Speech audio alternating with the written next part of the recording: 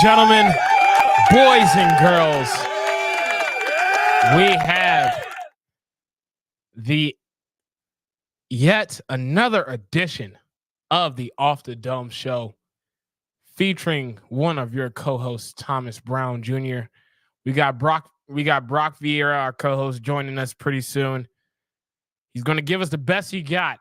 This is now back-to-back weeks of him being a little bit under the weather, but he decided to join us again today. So we're going to give y'all the very best we possibly can.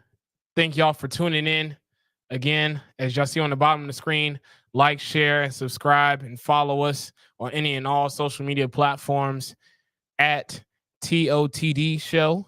Again, it's at TOTD Show, where you will find all of our clips and all of our content through Instagram, through Twitter, and things of that nature, and where you can find the show in case you miss it when we go live. So, we got a lot of things to cover today.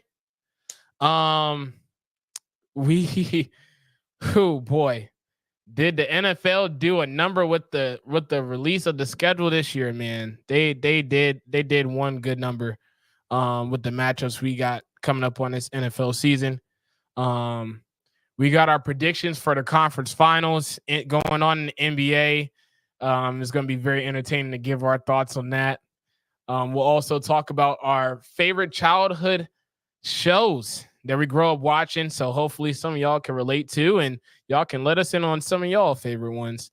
And many, many more. And by the way, I just want to give a quick shout out to all of you, man. I do.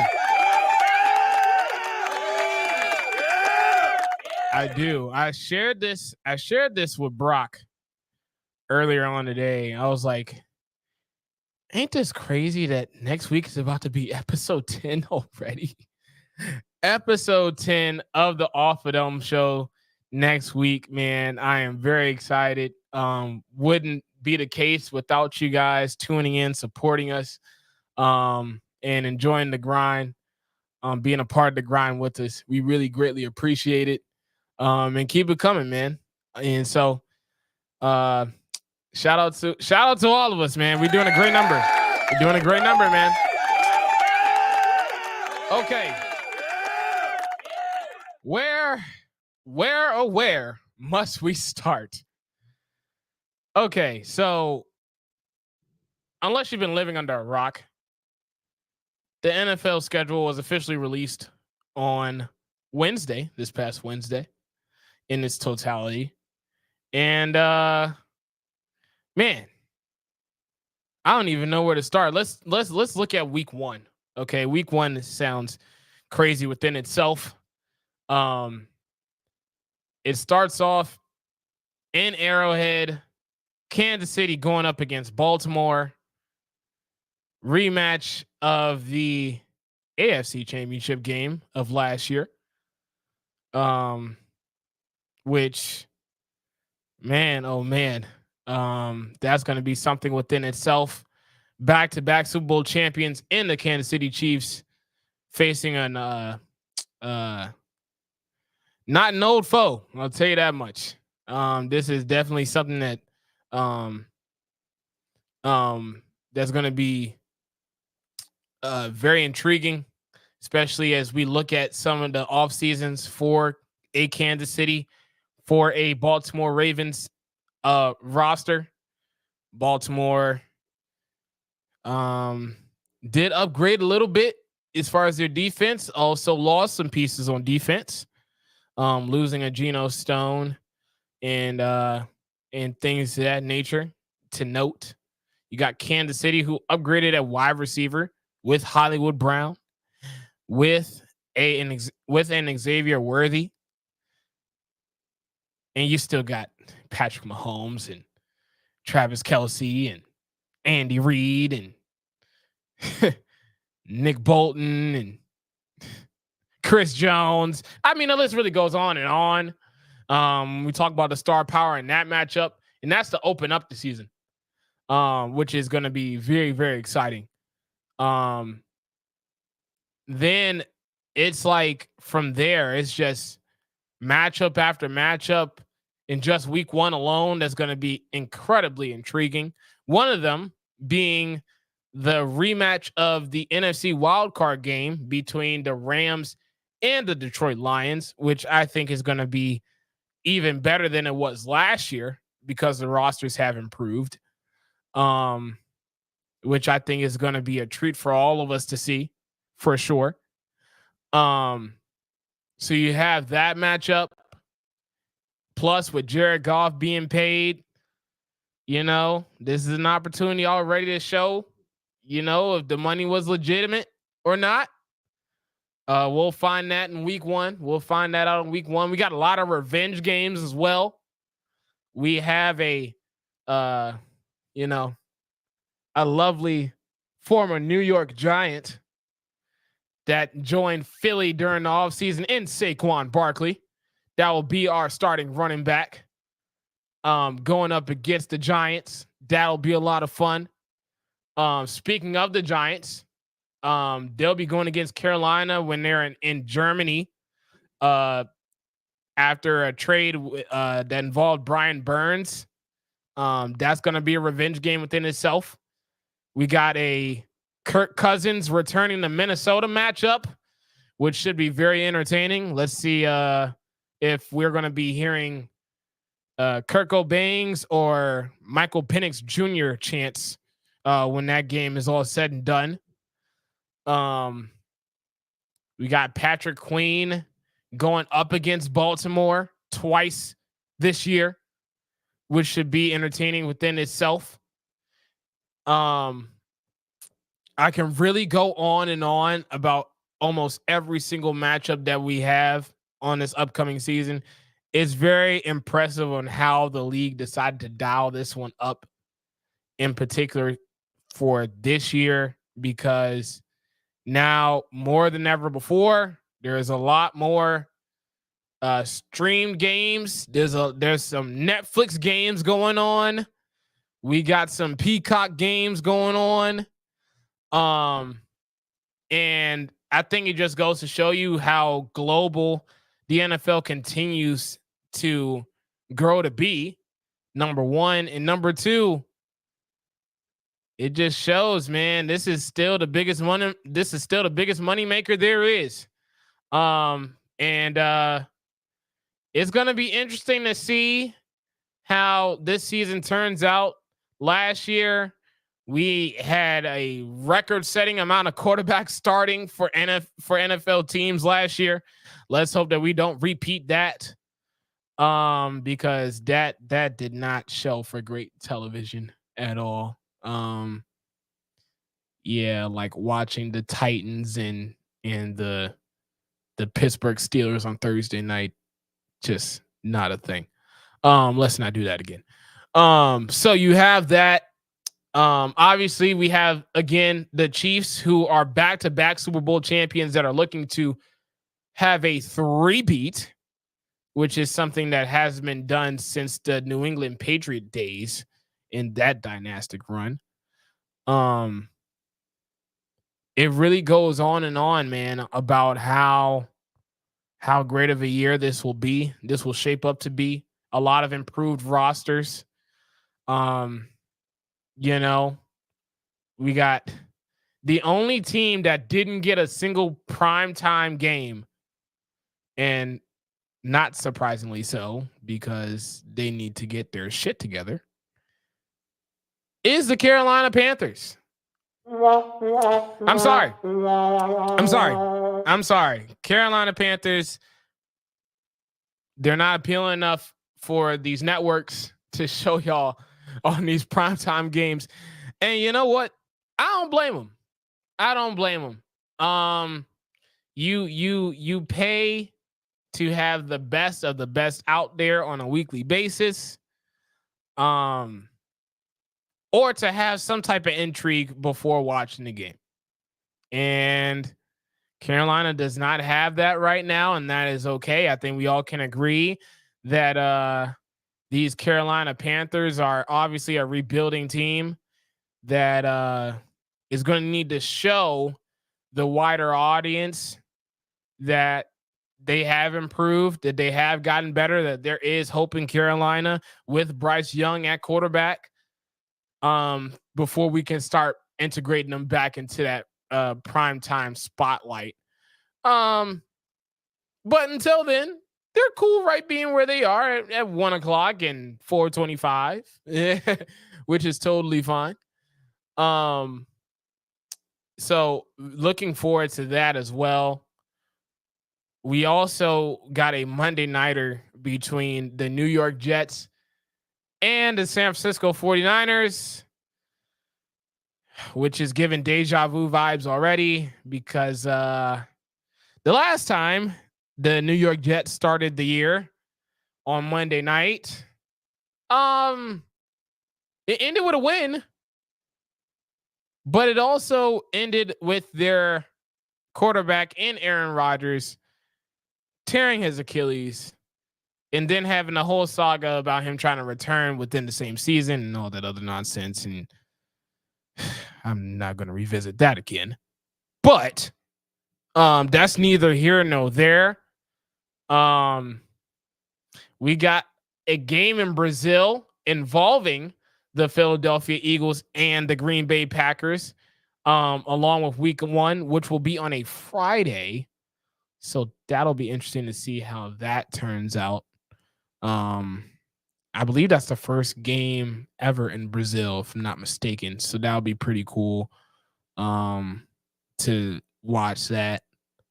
As we've seen over the past couple of seasons, the crowds outside the US, man, y'all make this game a bigger deal than anticipated. I ain't gonna lie. Y'all do, man. And it's really a sight to behold because of the fact that that games are not held there often. And the fact that you get to really see how globalized, the game has become over the past half decade.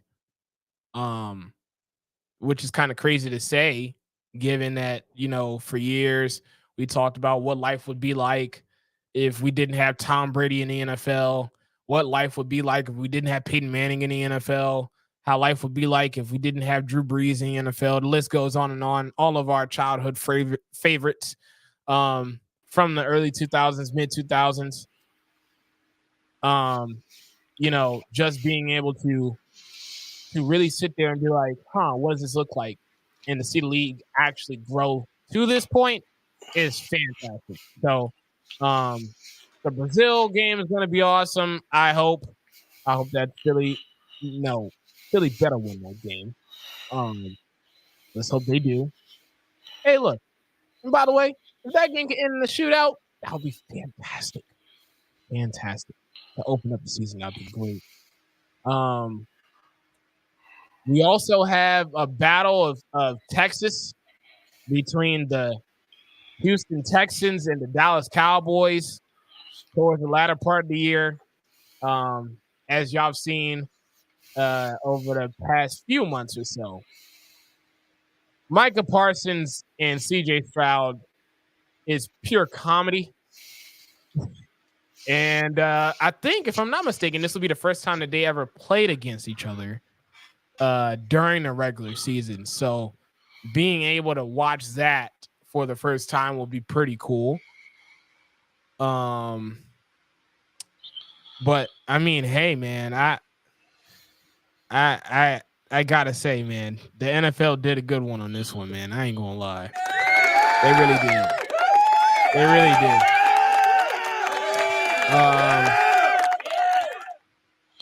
Brock, are you with me? I'm with you. All right, brother. We're talking about the schedule reaction, man. I was just sharing some thoughts about the games we got going on this year. What are some matchups that you're looking forward to during the season, man? Well, I mean, this is a biased answer, but for me, it's a Chargers-Raiders matchup to begin the season. I mean, I'm a Chargers fan, so it's obviously very important to me. But I just love it when when opening games open up with rivalries. honestly, I believe that like the last week of the season, the first week of the Mhm. season should be a divisional matchup. I just think it adds more Okay. intrigue, more suspense, and just more, attention on the league during its opening season or its opening weekend. Okay. Okay. So Chargers and Raiders.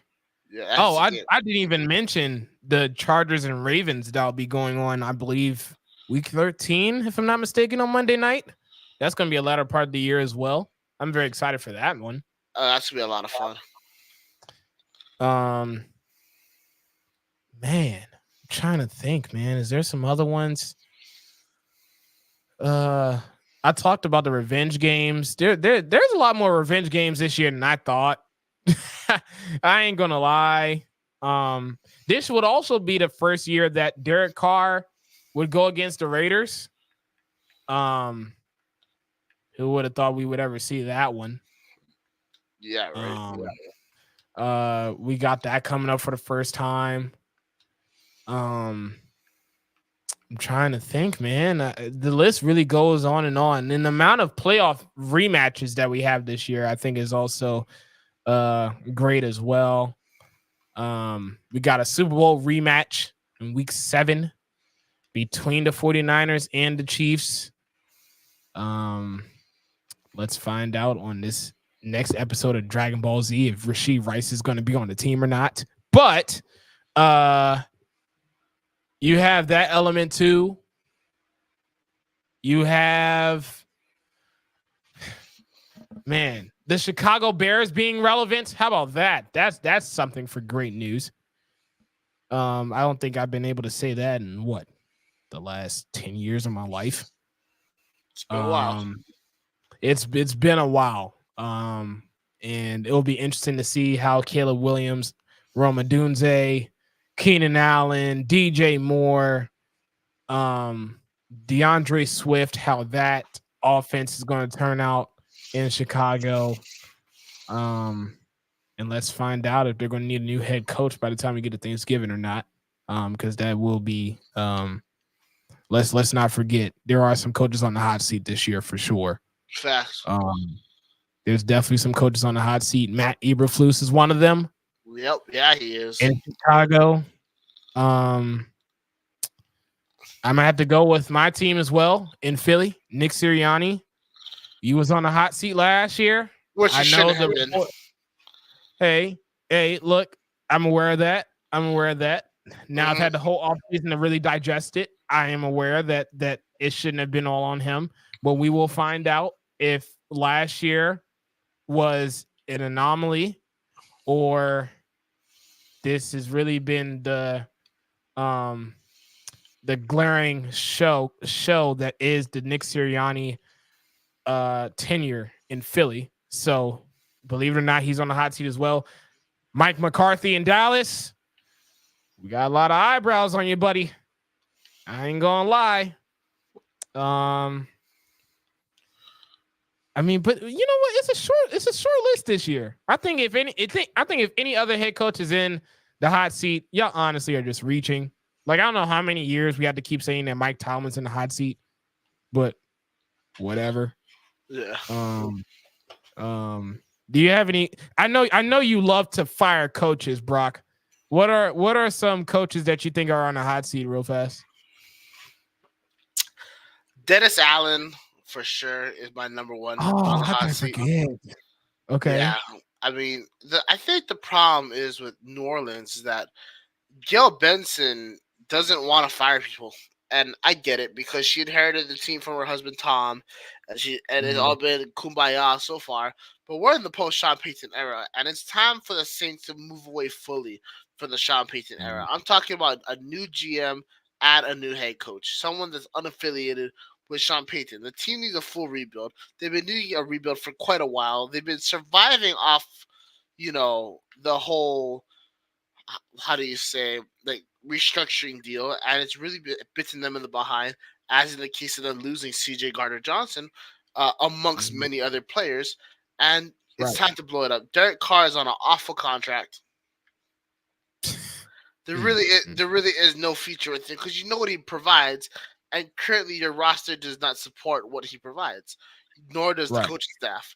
So just blow it up, try again, and just see what y'all can do. Maybe Okay. play one of those younger quarterbacks that they got and see what see if they got something. And get rid of Taysom Hill. I don't know if he's still on the team, but if he is, please get rid of him. You don't like Taysom Hill, dog? Not Why? anymore. He used to be cool, but now he's just he served his purpose. He served his purpose. Oh boy. Is that your way of saying that he's getting up there in age and he needs to stop doing everything on the field? He's been at their age. That dude entered the league at 29. Yeah, that's the Mormons. That's true. Missionaries, Mormons, missionaries. Yeah, don't forget the missionary Mormons. They be gone for a minute, but some are still freshmen. That's why BYU is better than they should be sometimes. Because they got 28-year-old offensive linemen. That's why BYU is so fucking good. All right, it's because they go on these missions and they're just pounding out weights. They're pounding weights in Tonga and Mexico and Peru and Puerto Rico, and they're just walking. All they do is walk and weights, and then they come back. They play for BYU. Grown ass men, 28, wife, 5 kids, 2 boys, 3 girls. The oldest is a daughter. The youngest is a son. All right, and he's only 27. All right, and he's kicking ass in the football field as he graduates from BYU with a bachelor's in religious studies, something that he can only use within the church. All right, and then that's I don't know what we were talking about to start out with, but that's BYU for you. Hey, Brock, quick question, man. What percentage are you right now? It's getting low. I'm not gonna lie. I said that Rover on Mars. It's bye-bye. I'm going to die. This guy, man. Yeah. So Dennis Allen, Mike McCarthy, Nick Sirianni. The last name is Sal Mautautia. That dude is 29. He's a god. He's a grandfather at this point. All right, and he's the starting right tackle for BYU. Yeah, you want 18-year-old John Smith to go against 29-year-old Halafatai Unga, really, Jordan Mailata Jr. is coming at you at 18 years old. What's gonna happen? You're gonna be on your ass. You're gonna have CTE, the extra version with an extra E. Extra E. That's for the you a dummy for thinking you go against Solomon Mautautia Smith Johnson Akahilo. All right. Well, it's good to know that BYU is doing illegal shit. Congratulations, That's BYU. The worst part. It's not even illegal. It's totally legal. I don't understand how. I think they circumvent the rules to. You know who's playing at tight end? 32-year-old, 6'10" John Smith. Brother looks like a lumberjack going against 20-year-old linebackers. You think that's fair? Bullshit. Absolutely not. Bullshit. Absolutely not. Bullshit. Fucking tripping. Why are we playing football in Brazil anyway? Is there a big NFL fan thing in Brazil? Because this is a terrible idea. It's gonna be hot, sticky. Players are gonna be exhausted. It's gonna be a shit product. This feels like a bad move. Don't tell me that, Brock. Please. I'll tell you whatever I want to tell you. Yeah. I'll tell you. The Eagles got a fucking play there, dog. Do not tell me. Do not tell me this. Fuckers gonna be on the verge of heat stroke. All right, they're gonna be stroking the heat. It's gonna be bad. They're gonna do ice packs in their pads. What's going on? What's going on? Man? Why are we in Brazil? They're in Brazil because that's how much the game has grown, man. You already know. But why week 1 when it's hot as balls? So wouldn't you want to do it in the middle of the year? What is that? A hot ass? Jesus. But isn't Brazil's climate usually like that anyways? Am I mistaken? But they get a tad bit colder during the winter months. Oh my god. But you think people in Brazil don't own jackets? You think jackets are sold in Brazil? Come on now. Come on now. I ain't gonna bite you on. I ain't gonna fight you on that one. I ain't gonna do that. Oh, bro, like real. Just don't. Just I hope everything that you're saying doesn't end up coming into effect, and we just have like massive injuries all over the place. Because if that's the case, dog, I may not watch for the rest of the year. I ain't gonna lie. I am. I don't care. I don't care. Oh, it's like a car crash. I just keep on watching. So, oh, This guy. Oh. So you have the Chargers and Raiders. Do you have any other matchups that you're looking forward to this year, man? Nah, man, you pretty much said it all already. Okay. All right. So as we shift over to the NBA, ladies and gentlemen, boys and girls, the conference finals will be here before you know it. And you know what? We got a lot of conversations to have, man. We do. So as we all know, the Boston Celtics are in the Eastern Conference Finals after taking care of business and gentlemen sweeping the shit out of Cleveland, so much so that everybody and their grandmother's about to be fucking traded out of there. Darius Garland needs to go regardless. Okay, so you think Darius Garland needs to go? Yeah. I swear, I've never seen, and correct me if I'm wrong, Brock, I don't think there's been a team that lost and then immediately was just like, all right, let's just go ape shit on any and everyone.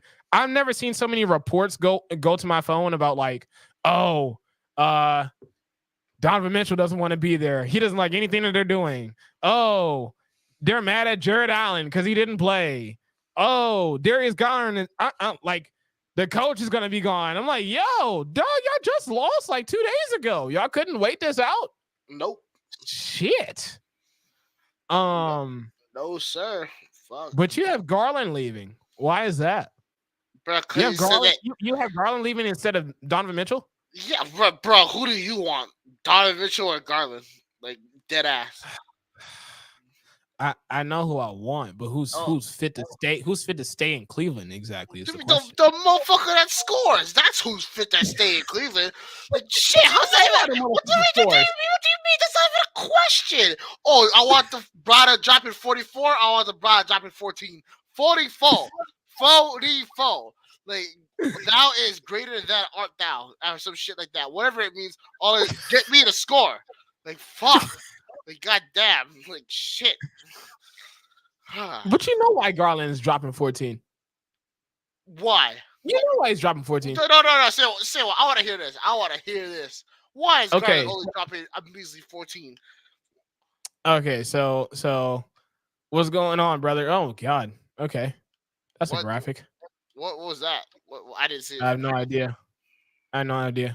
All right, that happened. Okay. Who was that? I don't know. Are you gonna check that? Don't check it. Don't check it. I'm not checking it. I'm not even checking. All right, great, awesome. Only this fucking show, dog. Yeah. Only this fucking show. All right, here we go.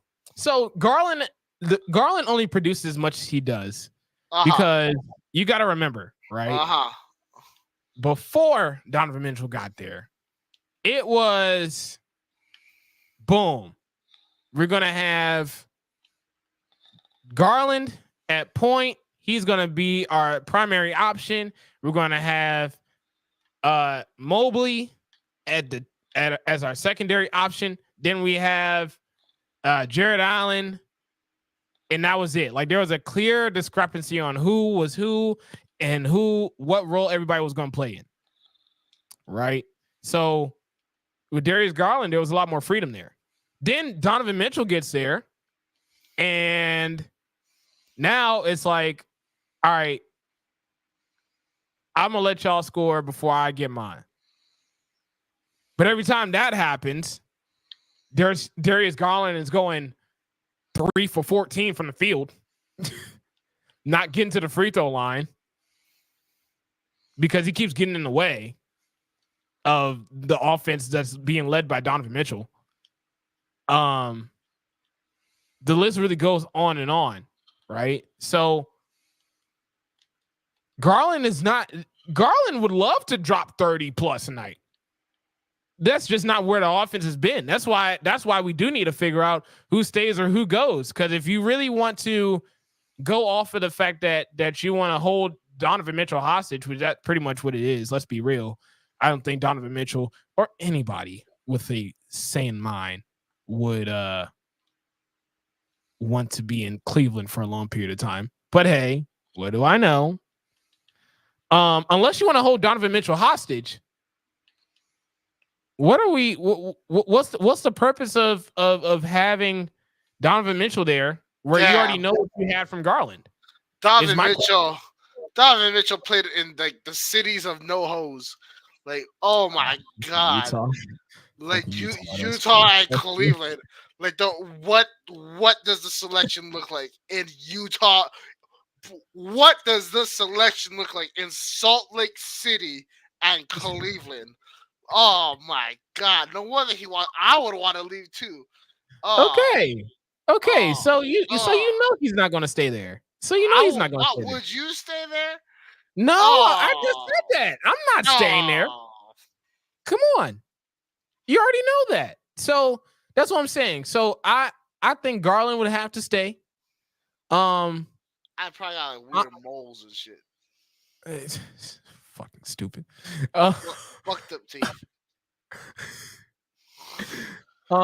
There was nothing wrong with their head coach before this playoff run. I don't know why we're acting like all of a sudden he's a shitty ass coach. JB Bickerstaff is who I'm referring to. Let me see. Oh God. Okay. This is where it's going. All right, great. So did I hear about the Donovan Mitchell rumor? Yes. We've been talking about it for weeks now, Brock. Him going to New York, Philly, Miami is an option as well. Bro, how would that work out? Mitchell and Brunson.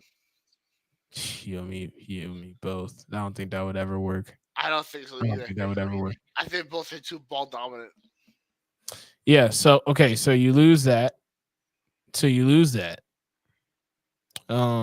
that's basically what Boston did. Boston just discombobulated Cleveland in one series. Congratulations. But now we have to ask, what does the rest of the conference finals look like? Who does Boston face? And I ain't gonna lie,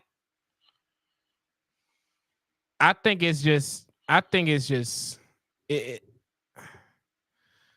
life would be better. I think it would be more enjoyable if we have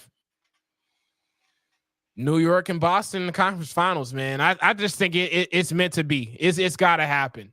I'm sorry. It's just, I love Indiana. You know, it's cool for them to make it as far as they have, but I think New York with Brunson, the Nova boys, Josh Hart and DiVincenzo, what they've been able to do throughout this entire season in its totality with the amount of injuries that they've had has been nothing short of impressive. And hey, you take them all the way to the Eastern Conference Finals and you lose to arguably the best team in the NBA. I ain't mad at you. I ain't mad at you at all.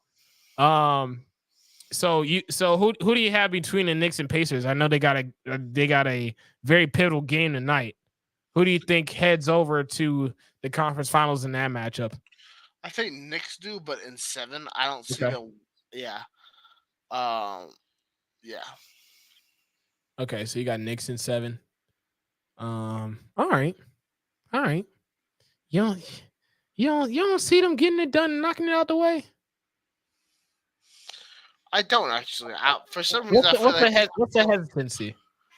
I don't know. I feel like with these playoffs and the way they've been going, I feel like we're going to be anticipating long, drawn out playoff series that are going to go to 6-7 games.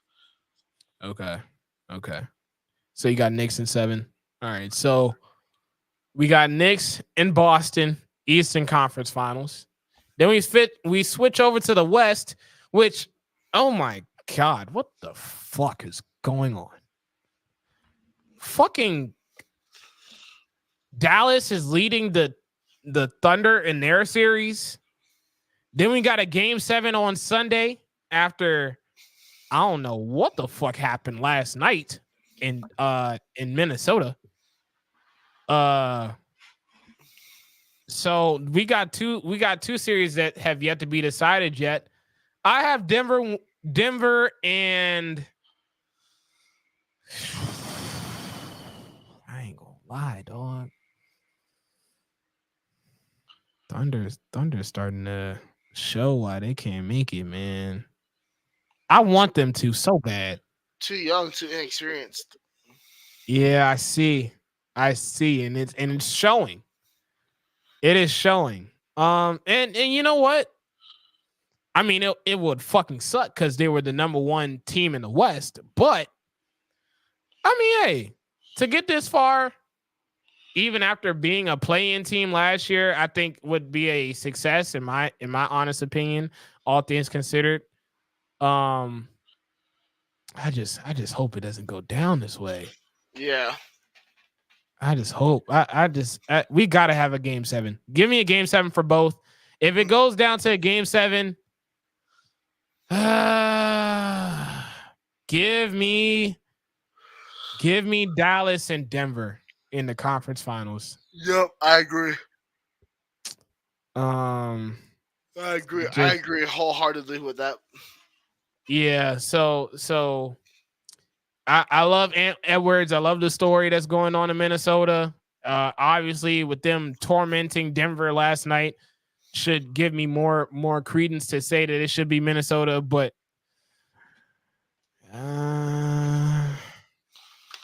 Denver's still Denver. Denver's still Denver. Jokic is still Jokic. I'm sorry. Look, man, I've been saying it since day one. Until I see it for myself, Denver, we are in Denver's world, and we're all just paying rent in it. I swear to God. I swear. I gotta see something for myself for me to believe otherwise. That's right. But you. So wait. So do we have both games going to 7 and ending in Dallas? Well, ending in Dallas and Denver. Isn't Dallas up 3-2 right now? Yes, they are. No, I think Dallas wins at 6. I think they win at home. Ooh, so they win tonight. Yep. Okay. Damn, that's back to back series where they went. They closed out on their home floor. And then I think Denver wins it at 7, and then Denver beats Dallas in 5. And then Denver beats Dallas in 5. Okay. Yep. Okay. Damn. Yeah, no. I mean, I will say this. I ain't gonna be mad either way. Let me make that very, very clear. I think now. Okay, no, I'm lying. In the West, I wouldn't be mad either way.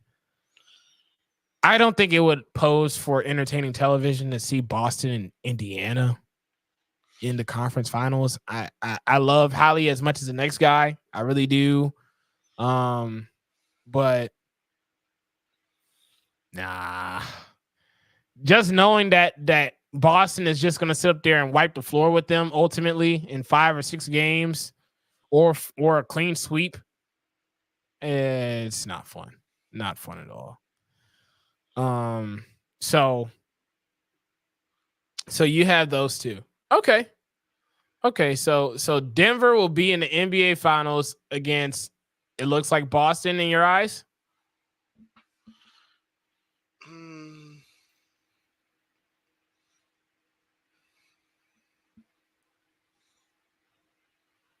No.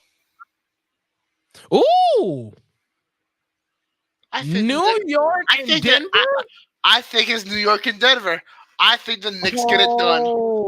I think they go to 7, and I think the Knicks fucking stop a mud hole in the Celtics ass in Game 7 in Boston.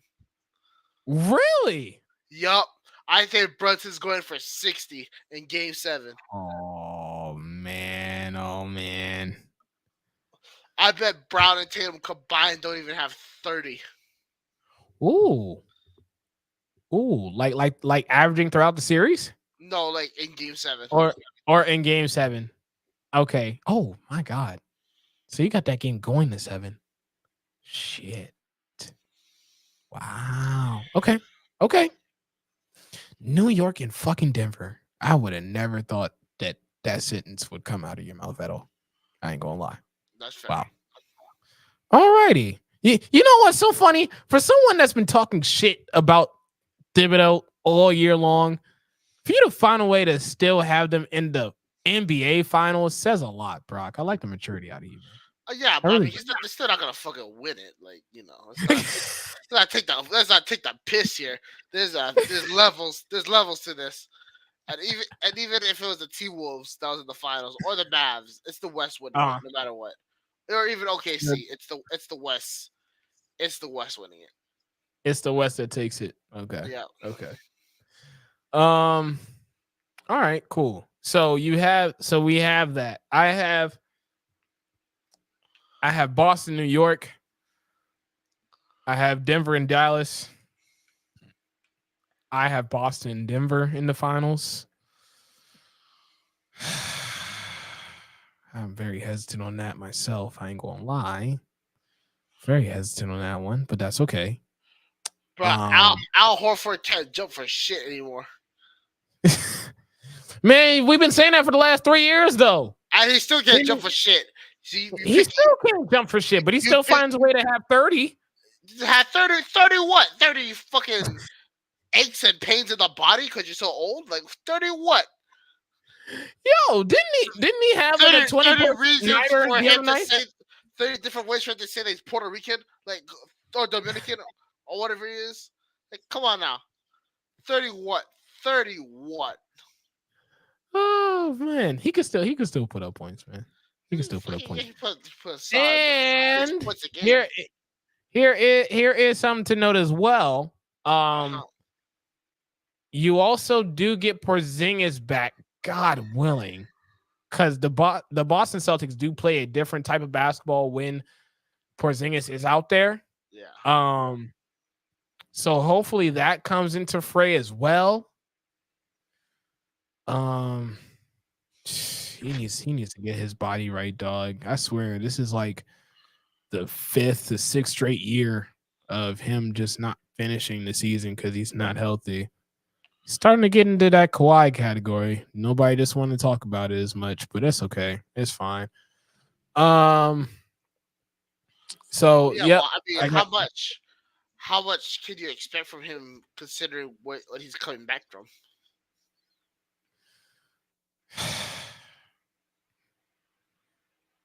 I've been having a tug of war with this when it came to Kawhi, though. Like at some point, like it's like, why is it that you have the most inopportune times to get hurt? I know you don't control the shit, but like the most inopportune times every time. Yep. Every time. Did the same thing in Dallas. Did the same thing in Dallas. Did the same thing in New York when they were relevant, relatively at least. Like it's a reoccurring trend. We just don't talk about him as often as we do Kawhi because Kawhi has won a ring and we've seen his, playoff performances in the past and things of that nature. But Porzingis, like, I swear, the way that Boston plays is night and day, and they need him out there. And I mean, it's unfortunate that he's hurt again. I hope he can bounce back and get back out there, but we'll see. So yeah, I have Boston and Denver in the finals, and I'm gonna give my finals prediction when we get to the conference finals. I'm not ready yet. Fair enough. I'm not ready yet at all. I'm sorry. I can't do it. I can't do it because Boston has this thing, and Boston fans know this. They have this thing where they go on these playoff runs where it's like, oh yeah, like it must be their year. It has to be their time. This is it. The time is now. And then they go against a team that has a lick of sense, and they just play 5 out. Then they start not hustling on defense. Like the whole 9 comes into play. And it just happens on a drop of a dime. Like it happened in 22 when they played Golden State in the finals. It happened again last year when they went up against Miami that shouldn't have went to fucking 7, but it went to 7 because it was fucking Miami and they were Boston. I don't know. I'm just not there yet. I'm just not there yet, and that's fine. I'm at peace with that. We'll wait until we get into the conference finals a little bit to give that out. But there's that. So now I don't know what made me think about this. No, you know what? I know what it was. I was chilling the other day and was watching some throwback childhood shows because why not? Because that's what you do when you're trying to relax, I guess. And don't ask me why, but Big Comfy Couch was on the screen. And I was like, huh. You know what? What is our favorite childhood shows, man? What is one of those shows that we just grew up watching? We could never put the remote down. We got mad every time it went to a new episode or somebody came in the room and wanted to change the channel. What were those childhood shows? I'm gonna start with you, Brock. What were those shows for you growing up, man? Power Rangers SPD was my favorite shit growing up. Okay. Power Rangers. Ooh. Yeah. All right. You got some other ones? Teen Titans. OG Teen Titans. OG. Not whatever the fuck Cartoon Network had. Yeah. The past 5 years or whatever the fuck it was. Yeah. Ed and Eddie was a big show for me. Okay. Ed and Eddie. All right. Yeah. My mom wouldn't let me watch it though, so I'd have to sneak it in. Okay. Ed and Eddie. All right. You got some other ones?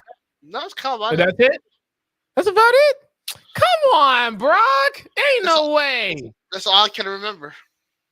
Okay. All right. So for me, Kids Next Door.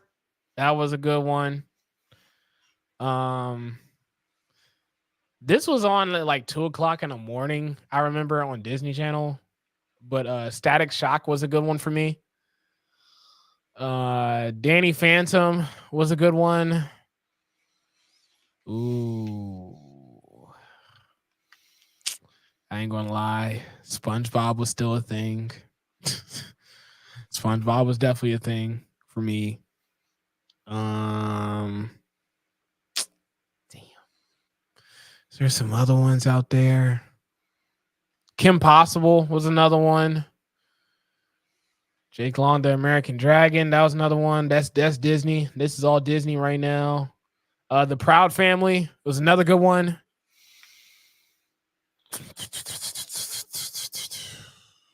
Trying to think. I think. I feel like, Teen Titans was another one for me as well.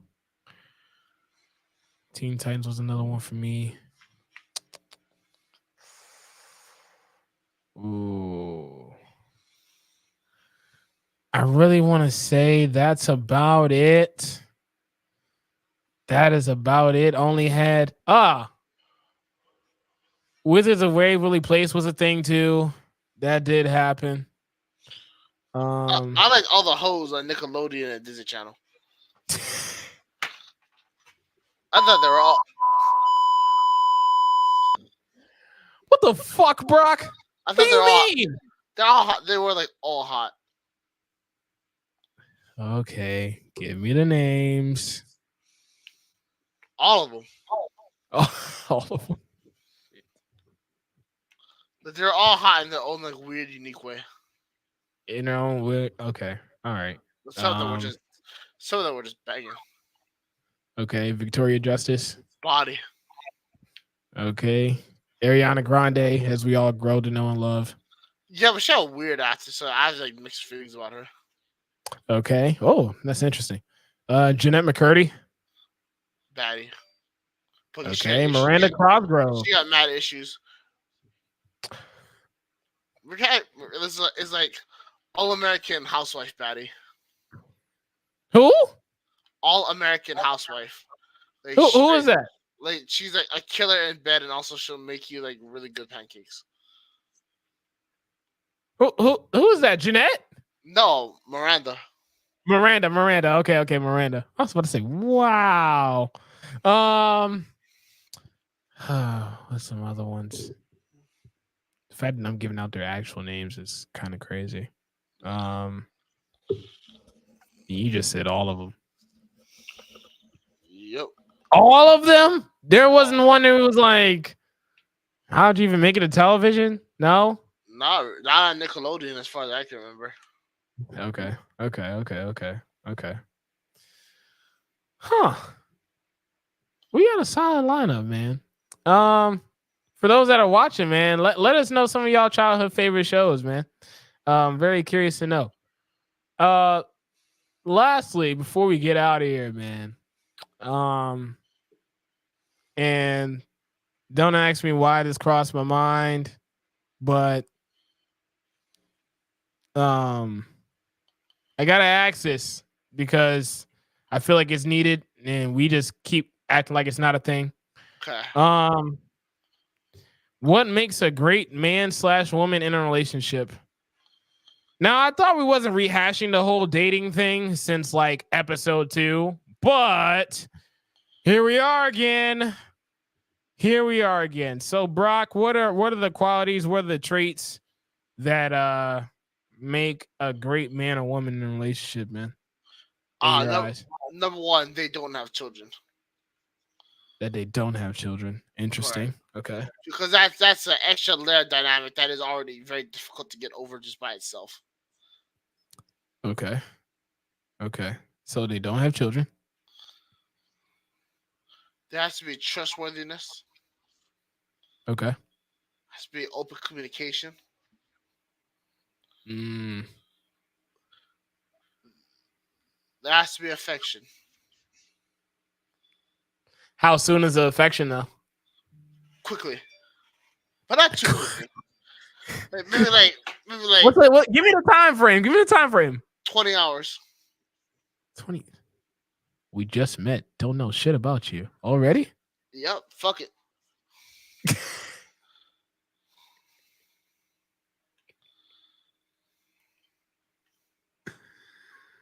Okay. What else? Or is that it for you? That's pretty much it for me. That's pretty much it for you? I have fat ass. Ass gotta be fat and juicy. I want my girl to have a rump. A rump. The kind of fucking rump like a rump roast. Rump of roast.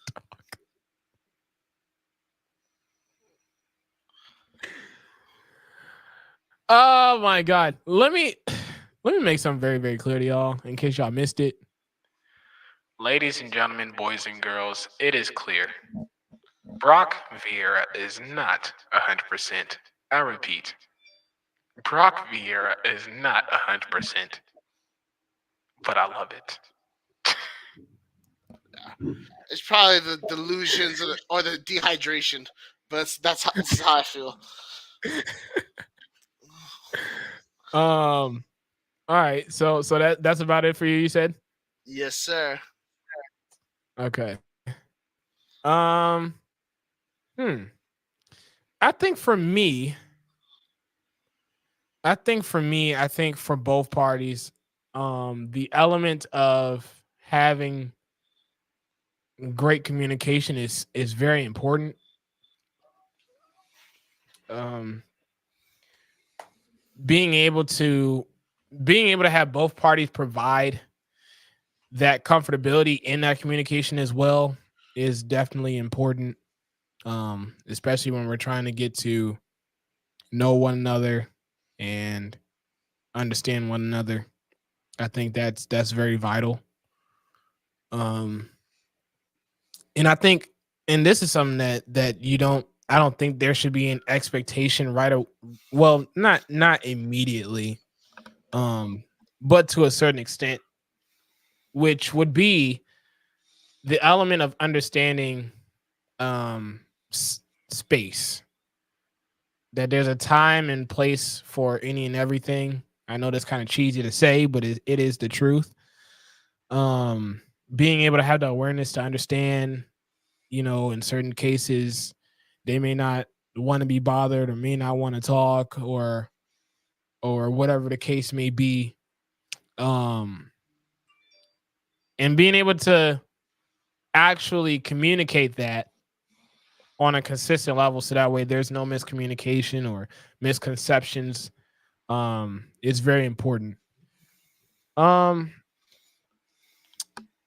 Also, man, I think another great element to have is the ability to establish what goals that y'all both have. I Hey, don't know bro. how many times. Hey, bro. Sorry, I don't mean to interrupt you because that was great. My head is pounding, so I'm gonna have to log off early. I just before I Okay, go, I just want to say thank you all for watching. I hopefully I'll feel better this week, and I'll be back 100%. Thank you all for watching. I'll see y'all next time. for sure, man. Thank you so much for coming on, despite the lack of percentage you got. Appreciate you. But that is a factor as well, because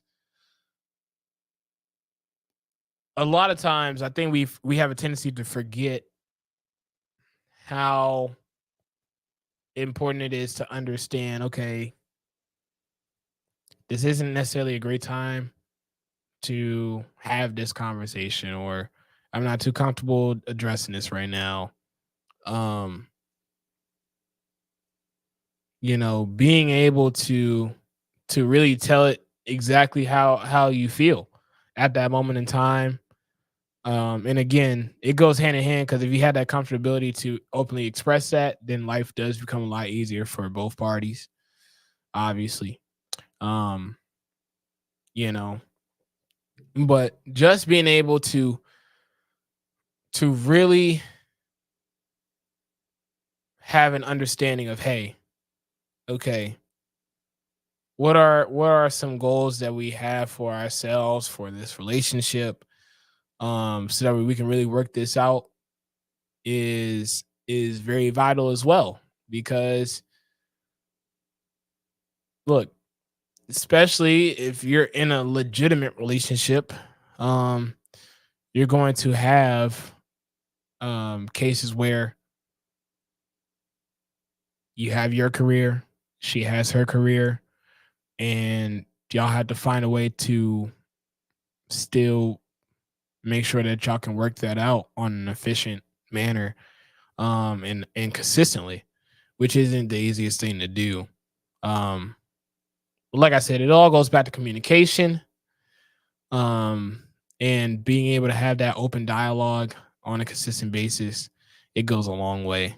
um Also, I think another tidbit would be to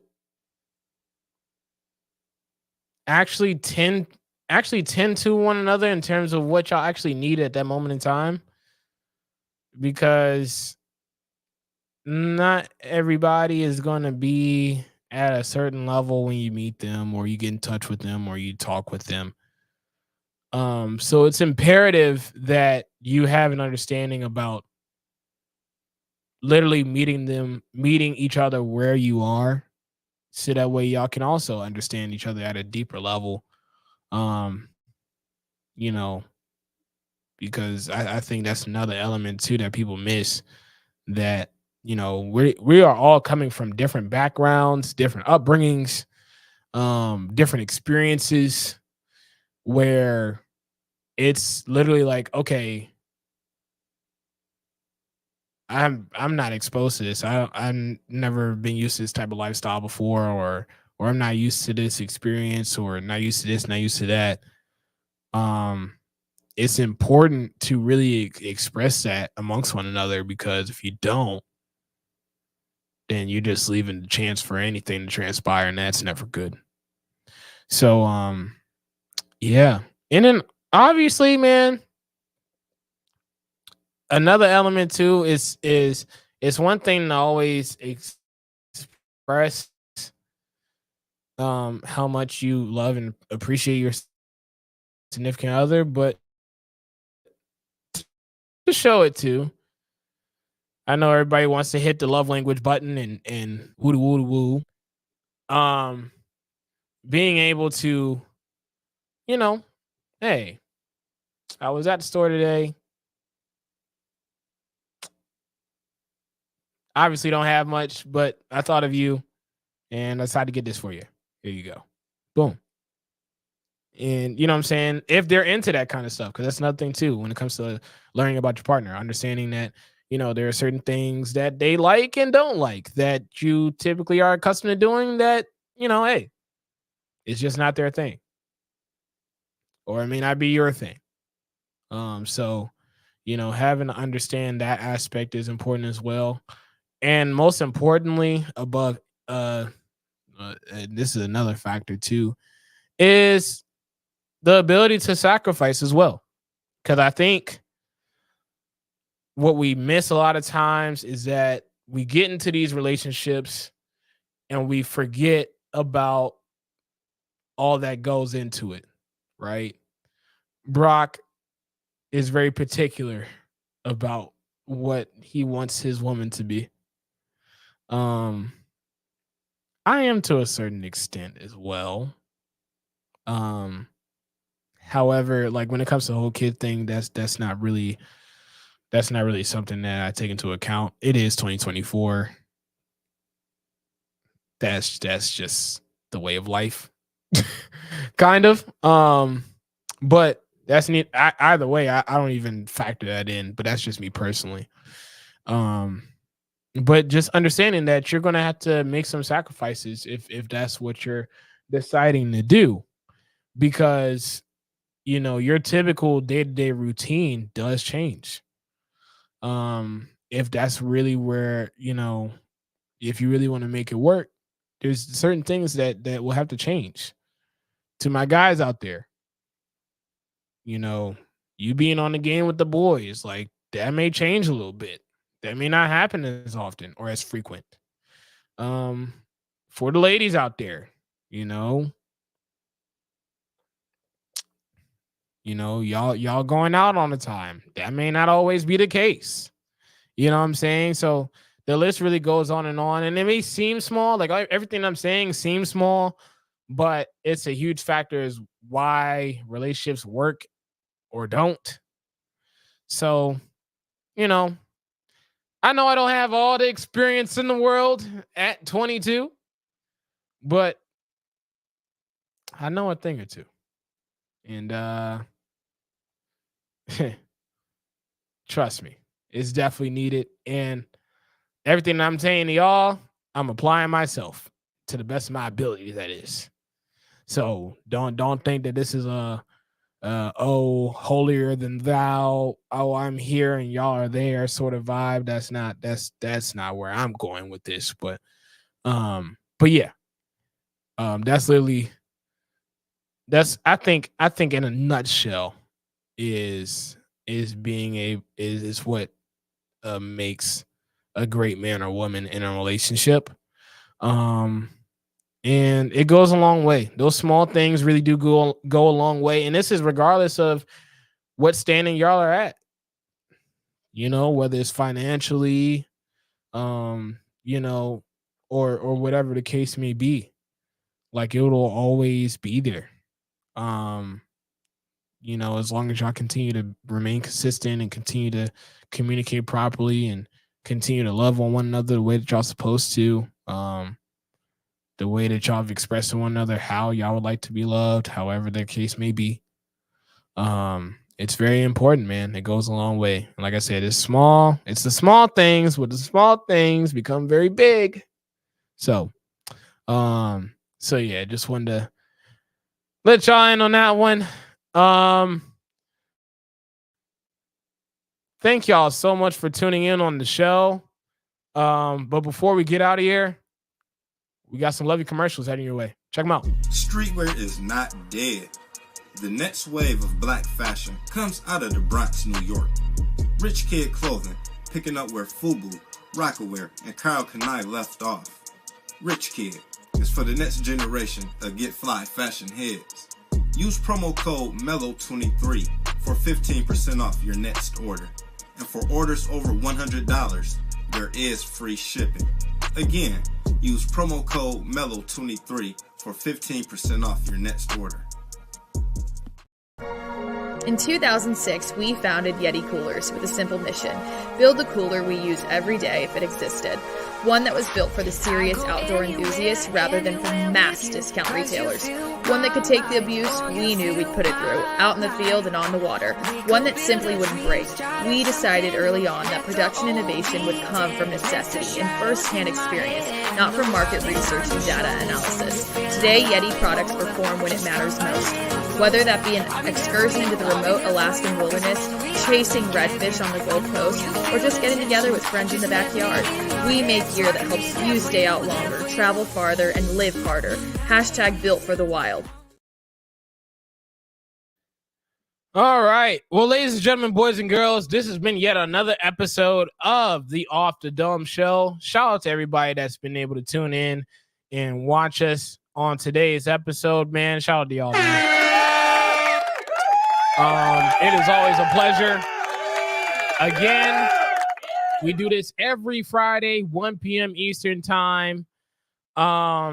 Again, like, share, subscribe, follow us on any and all social media platforms. Again, it's the @TOTD show. Again, it's @TOTD show, along with Team MBS Media and all of our content that we produce every single day. Thank y'all so much for tuning in. And lastly, join us, man.